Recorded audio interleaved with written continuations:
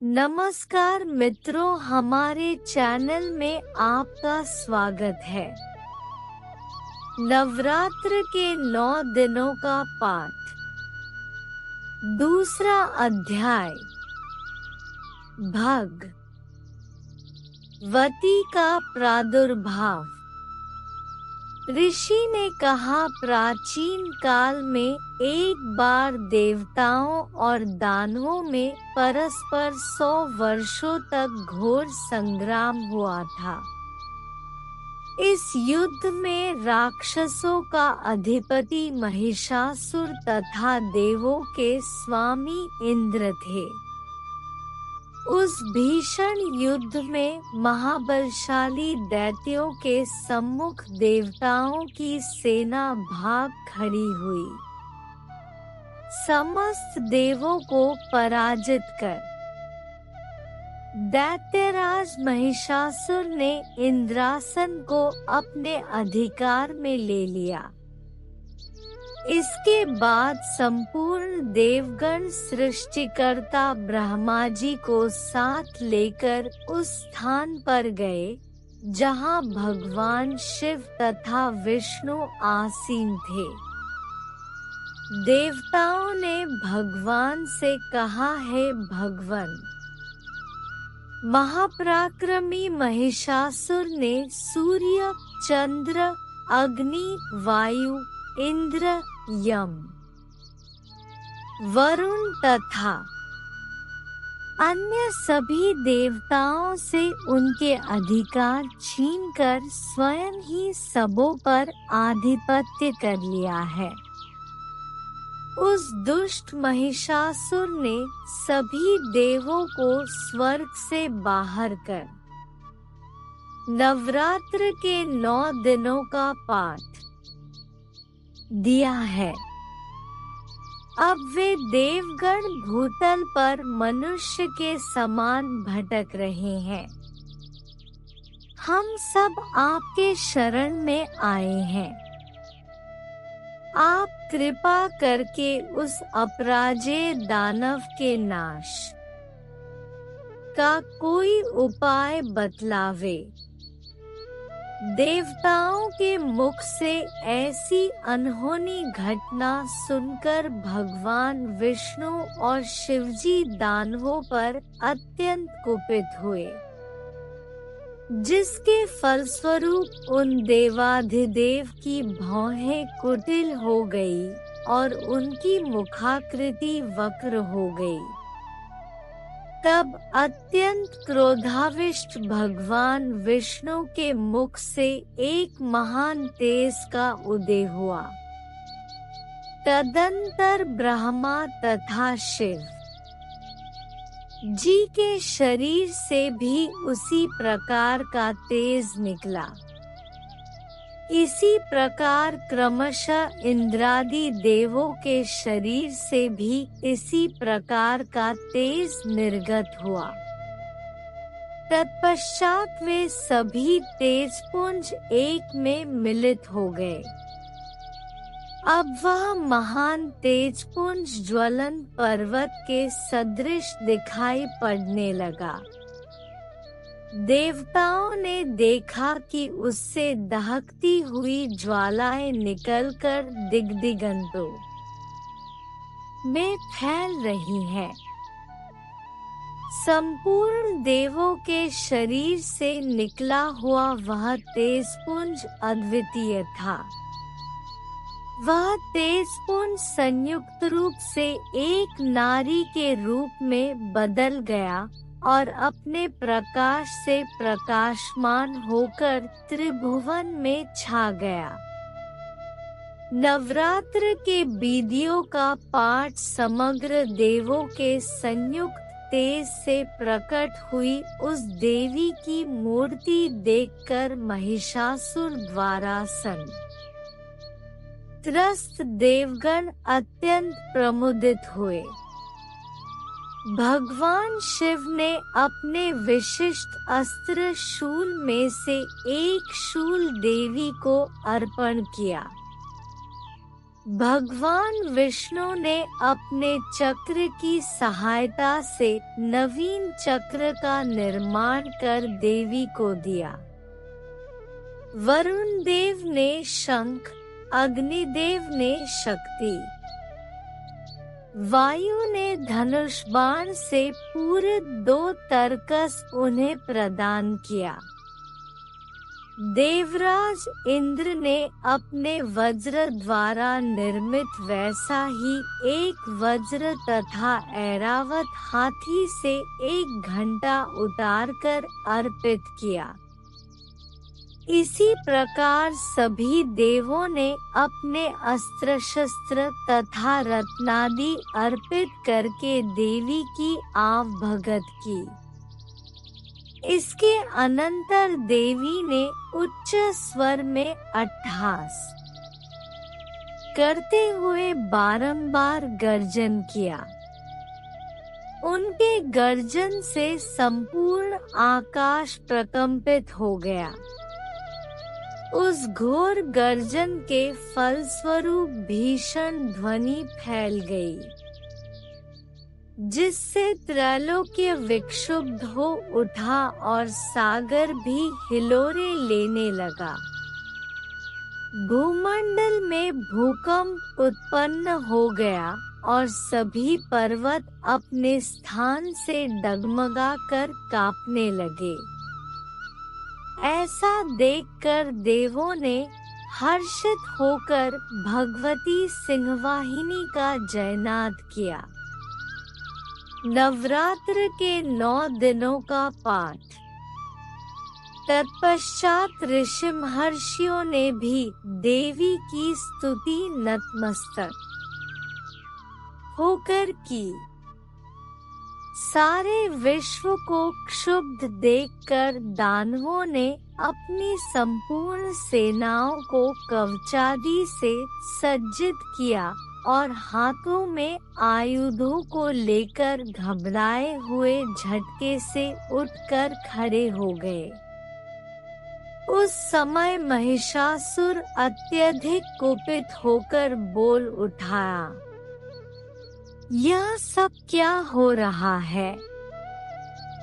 इसके बाद संपूर्ण दानवों से घिरा हुआ महिषासुर देवी की भयंकर गर्जन को लक्ष्य कर उसी दिशा में दौड़ पड़ा।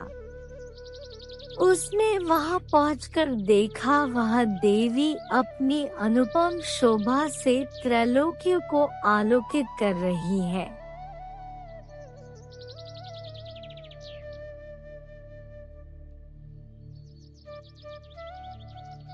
उनके पदभार से बोझिल हुई पृथ्वी रसातल में धंसती चली जा रही थी।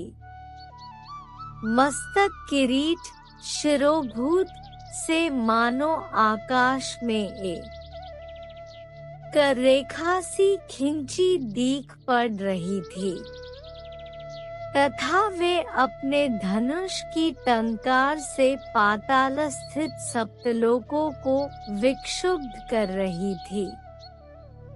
अपनी सहस्र भुजाओं के द्वारा देवी संपूर्ण दिग्दिगंतों को आच्छादित करके खड़ी थी। इसके बाद ही दानवों के साथ देवी का भीषण युद्ध प्रारंभ हो गया। विविध प्रकार के अस्त्र शस्त्रों से दिशाएं चमक उठीं। महिषासुर का चिक्षुर नामक सेनापति महान बलशाली दैत्य था। अब देवी के साथ उस महापराक्रमी दानव चिक्षुर का युद्ध होने लगा। दैत्यों की चतुरंगिणी हाथी, घोड़ा, रथ और पैदल सेना लेकर चामर नामक असुर युद्ध भूमि में डट गया। उदग्न नामक महाबलशाली दानव अपने साथ 60,000 रथियों को लेकर रणस्थल में आ डटा। महानु नामक असुर अपने साथ में 1 करोड़ सेना लेकर लड़ने के लिए आ धमका। असिलोमा, इस दानव के रोम तलवार की धार के समान तीक्ष्ण थे, नामक असुर 500 रथियों के साथ रणभूमि में उपस्थित हुआ। बाशकल नामक दानव अपने 7 लाख सेना लेकर युद्ध करने लगा। परिवारित नामक बलवान राक्षस अपने साथ 1 करोड़ अश्वारोही और गजारोही सेना लेकर युद्ध में आ गया। बिडाल नामक असुर अपने 5 अरब सहयोगी रथियों की सहायता से युद्ध करने लगा। इन सबों के अतिरिक्त असंख्य दैत्य समूह, रथ, हाथी, घोड़ों की सेना लेकर युद्ध में उद्यत हुए। उस समारांगण में महिषासुर स्वयं करोड़ों सहस्र रथों, हाथियों एवं घोड़ों की सेना सहित उपस्थित था। नवरात्र के 9 दिनों का पाठ। वे अगणित दानव देवी पर तोमर, भिंदीपाल, शक्ति, मुशल, खड्ग, परशु और पट्टिश नामक अस्त्र शस्त्रों को बरसाने लगे। कुछ एक दैत्यों ने देवी पर एक साथ मिलकर शक्ति का प्रहार किया। दूसरों ने अपने फंदे फेंककर देवी को बांधना चाहा। इसके अनंतर कुछ दैत्यों ने देवीवध के उद्देश्य से उन पर खड्ग से आघात किया। दानवों द्वारा फेंके हुए अस्त्रों को लीला स्वरूपिणी देवी ने क्रुद्ध होकर सहज ही काट डाला। फिर भी उनके मुखमंडल पर रंचमात्र भी क्लांति की छाया नहीं दिखाई पड़ी। एक और देवता तथा ऋषिमुनि उनका गुणगान कर रहे थे, तो दूसरी ओर महामाया जगदम्बा उन दानवों पर अपने दिव्यास्त्रों की निरंतर वर्षा कर रही थी।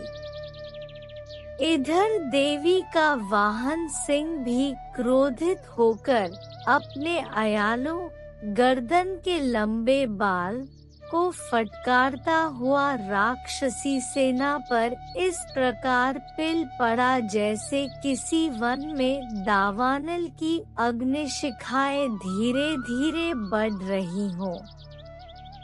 रणस्थल में देवी द्वारा छोड़े हुए सभी श्वांस अगणित गणों के रूप में बदल गए और हाथ में परशु, भिंदीपाल, खड्ग तथा पट्टिश आदि अस्त्रों द्वारा दानवों से युद्ध में निरत हुए। देवी शक्ति से उत्पन्न समस्त गण दानवों को दलते हुए नवरात्र के 2 दिन का पाठ। शंख, नगाड़े आदि बाजों को बजाने लगे।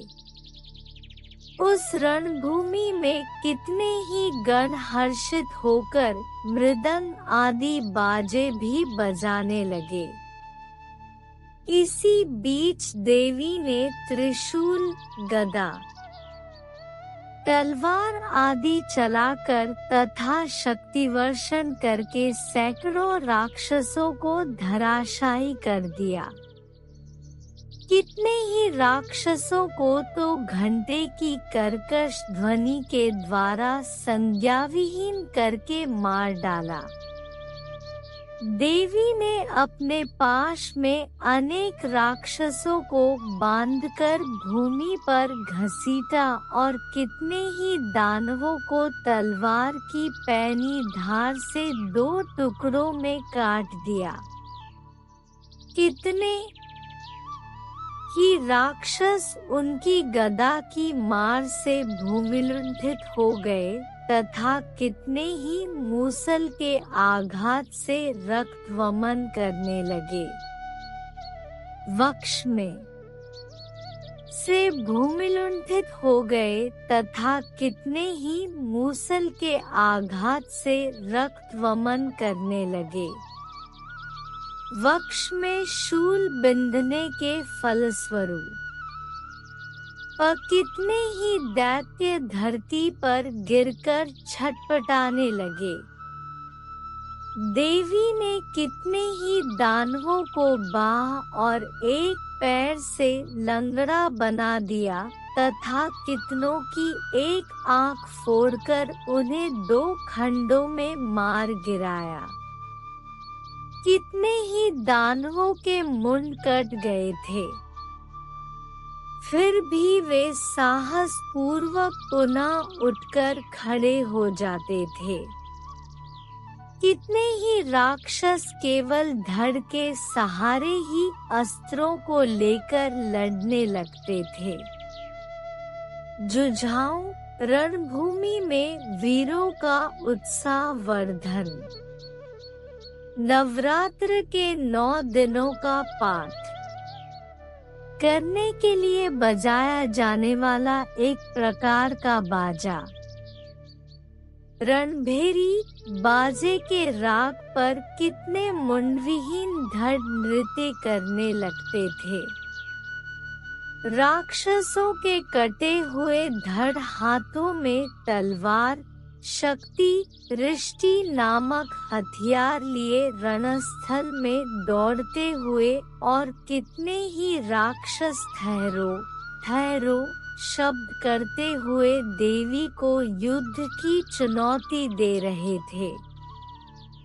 जिस स्थान पर यह भीषण संग्राम हुआ, वहां की भूमि रथ, हाथी, घोड़े और दानवों की लाशों से पट गई थी, जिससे वहां गमनागमन का मार्ग अवरुद्ध हो गया था। भारी संख्या में दैत्यों का वध होने से तथा हाथियों और घोड़ों के शरीर से इतना अधिक रक्तपात हुआ कि क्षण मात्र में ही वहां की भूमि पर खून की नदियां प्रवाहित होने लगी। जिस प्रकार तृणसमूह और काष्ठराशि को प्रज्वलित अग्नि कुछ ही देर में जलाकर भस्म कर